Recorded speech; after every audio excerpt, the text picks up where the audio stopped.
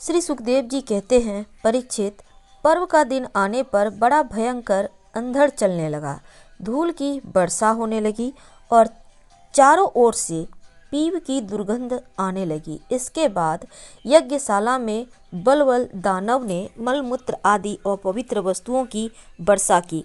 तदंतर हाथ में त्रिशूल लिए वह स्वयं दिखाई पड़ा। उसका डील डॉल बहुत बड़ा था। ऐसा जान पड़ता था मानो ढेर का ढेर कालीस इकट्ठा कर लिया गया हो। उसकी चोटी और दाढ़ी मूछें तपे हुए तांबे के समान लाल लाल थी। बड़ी बड़ी दाढ़ों और भौहों के कारण उसका मुंह बड़ा भयावना लगता था। उसे देखकर भगवान बलराम जी ने शत्रु की सेना की कुंद करने वाले मूसल और दैत्यों को चीर फाड़ डालने वाला हल का स्मरण किया।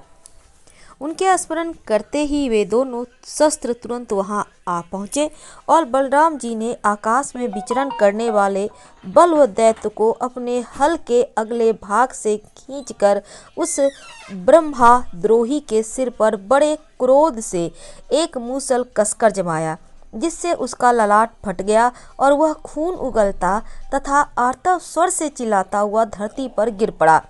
ठीक वैसे ही जैसे वज्र की चोट खाकर गेरू आदि से लाल हुआ कोई पहाड़ गिर पड़ा हो। नैमिषारण्यवासी महाभाग्यवान मुनियों ने बलराम जी की स्तुति की, उन्हें कभी न व्यर्थ होने वाले आशीर्वाद दिए और जैसे देवता लोग देवराज इंद्र का अभिषेक करते हैं वैसे ही उनका अभिषेक किया। इसके बाद ऋषियों ने बलराम जी को दिव्य अस्त्र और आभूषण दिए तथा एक ऐसी वैजयंती माला भी दी जो सौंदर्य का आश्रय एवं कभी न मुरझाने वाले कमल के पुष्पों से युक्त थी। तदंतर नैमिषारण्यवासी ऋषियों ने विदा होकर उनके आज्ञानुसार बलराम जी ब्राह्मण के साथ कौशिकी नदी के तट पर आए। वहां स्नान करके वे उस सरोवर पर गए जहां से सरयू नदी निकलती है। वहां से सरयू के किनारे किनारे चलने लगे। फिर उसे छोड़कर प्रयाग आए और वहां स्नान और देवता ऋषि एवं पितरों का तर्पण करके वहां से पुल्हाश्रम गए। वहां से गंडकी, गोमती और बिपाशा नदियों में स्नान करके वे सोन नदी के तट पर गए, वहां स्नान किया।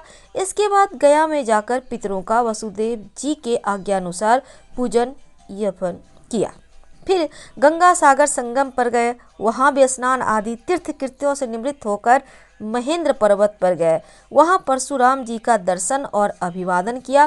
तदंतर सप्त गोदावरी, वेना, पंपा, भगीरथी आदि में स्नान करते हुए स्वामी कार्तिक का दर्शन करने गए तथा वहां से महादेव जी के निवास स्थान श्री शैल पर पहुँचे। इसके बाद भगवान बलराम ने द्रविड़ देश के परम पुण्यमय स्थान बेटाचल बालाजी के दर्शन किया और वहां ये कामाक्षी, शिव कांची, विष्णु काशी होते हुए तथा श्रेष्ठ नदी कावेरी में स्नान यहाँ पर करते हुए पुण्यमय श्री रंग क्षेत्र में पहुँचे। श्री रंग क्षेत्र में भगवान विष्णु सदा विराजमान रहते हैं। वहां से उन्होंने विष्णु भगवान के क्षेत्र ऋषभ पर्वत, दक्षिण मथुरा और बड़े बड़े महापापों को नष्ट करने वाले सेतुबंध की यात्रा की। वहां बलराम जी ने ब्राह्मणों को 10,000 गौवें दान की। फिर वहां से कृतमाला और ताम्रपत्री नदियों में स्नान करते हुए मलय पर्वत पर गए। वह पर्वत 7 कुल पर्वतों में से एक है। वहां पर विराजमान अगस्त मुनि को उन्होंने नमस्कार और अभिवादन किया। अगस्त जी से आशीर्वाद और अनुमति प्राप्त करके बलराम जी ने दक्षिण समुद्र की यात्रा की। वहां उन्होंने दुर्गा देवी का कन्याकुमारी के रूप में दर्शन किया। इसके बाद वे फाल्गुन तीर्थ अनंत शयन क्षेत्र में गए और वहां के सर्वश्रेष्ठ पचारस रथ तीर्थ स्थान में स्नान किया। उस तीर्थ में सर्वदा विष्णु भगवान का सानिध्य रहता है। वहां बलराम जी ने 10,000 गौवें दान की। अब भगवान बलराम वहां से चलकर केरल त्रिगर्त देशों में होकर भगवान शंकर के क्षेत्र गोकर्ण तीर्थ में आ गए। वहां सदा सर्वदा भगवान शंकर विराजमान रहते हैं। वहां से जल से घिरे हुए द्वीप में निवास करने वाले आयादी देवी का दर्शन करने गए और फिर उस द्वीप से चलकर सुरपारक क्षेत्र की यात्रा की। इसके बाद तापी, पयोसनी और निर्विंध्या नदियों में स्नान करके दंडकारण्य आए। वहां होकर वे नर्मदा जी के तट पर गए। परीक्षित, इस पवित्र नदी के तट पर ही महिष्मतीपुरी है। वहां मनु तीर्थ में स्नान करके वे फिर प्रभास क्षेत्र में चले गए। वहीं उन्होंने ब्राह्मणों से सुना कि कौरव और पांडवों के युद्ध में अधिकांश क्षत्रियों का संहार हो गया। उन्होंने ऐसा अनुभव किया अब पृथ्वी बहुत सा भार उतर गया हो। जिस दिन रणभूमि से भीमसेन और दुर्योधन गदा युद्ध कर रहे थे, उसी दिन बलराम जी उन्हें रोकने के लिए कुरुक्षेत्र जा पहुंचे। महाराजा युधिष्ठिर, नकुल, सहदेव, भगवान श्री कृष्ण और अर्जुन बलराम जी को देखकर प्रणाम किए तथा चुप हो रहे हुए डरते हुए मन ही मन सोचने लगे कि न जाने क्या कहने के लिए यहाँ पधारे हैं। उस समय भीमसेन और दुर्योधन दोनों ही गदा हाथ में लेकर एक दूसरे को जीतने के लिए क्रोध से भर भर कर भांति भांति के पैंतरे बदल रहे थे। उन्हें देखकर बलराम जी ने कहा, राजा दुर्योधन और भीमसेन, तुम दोनों वीर हो, दोनों में बल पौरुष भी समान है। मैं ऐसा समझता हूँ कि भीमसेन में बल अधिक है और दुर्योधन ने गदा युद्ध में शिक्षा अधिक पाई है। इसीलिए तुम लोगों के जैसे समान बलशालियों में किसी एक की जय या पराजय नहीं होती दिखती। अतः तुम लोग व्यर्थ का युद्ध मत करो, अब बंद करो। परीक्षित, बलराम जी की बात दोनों के लिए हितकर थी, परंतु उन दोनों का बैर भाव इतना दृढ़ हो गया था कि उन्होंने बलराम जी की बात न मानी। वे एक दूसरे की कटुवाणी और दुर्व्यवहारों का स्मरण करके उन्मत्त से हो रहे थे। भगवान बलराम जी ने निश्चय किया कि इनका प्रारब्ध ऐसा ही है, इसलिए उसके संबंध में विशेष आग्रह न करके वे द्वारका लौट गए। द्वारका में उग्रसेन आदि गुरुजनों तथा अन्य संबंधियों ने बड़े प्रेम से आगे आकर उनका स्वागत किया।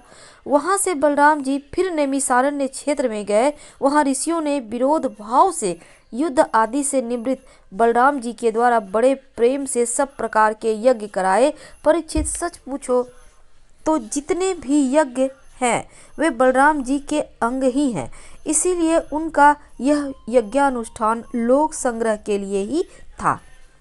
सर्वसमर्थ भगवान बलराम उन ऋषियों को विशुद्ध तत्व का उपदेश दिए, जिससे वे लोग इस संपूर्ण विश्व को अपने आप और अपने आप को सारे विश्व में अनुभव करने लगे। इसके बाद बलराम जी ने अपनी पत्नी रेवती के साथ यज्ञांत स्नान किया। सुंदर सुंदर वस्त्र आभूषण पहनकर अपने भाई, बंधु, स्वजन, संबंधियों के साथ इस प्रकार शोभायमान हुए जैसे अपनी चंद्रिका एवं नक्षत्रों के साथ चंद्रदेव रहते हैं। परीक्षित, भगवान बलराम स्वयं अनंत हैं। उनका स्वरूप मन और वाणी से परे है। उन्होंने लीला के लिए ही यह मनुष्यों का सा शरीर ग्रहण किया है। उन बलशाली बलराम जी के ऐसे ऐसे चरित्रों की गिनती भी नहीं की जा सकती। जो पुरुष अनंत सर्वव्यापक अद्भुत कर्मा भगवान बलराम जी के चरित्रों का शाम सुबह स्मरण करता है, वह भगवान का अत्यंत प्रिय हो जाता है। तो मार्गशीर्ष माह की कथा अध्याय और भागवत पुराण स्कंद 10 अध्याय 79वां समाप्त होता है। 80 अध्याय को लेकर हम अगले दिन आपसे फिर मिलेंगे। फिलहाल विदा लेते हैं। हर हर महादेव। पसंद आए तो लाइक कर सब्सक्राइब करें।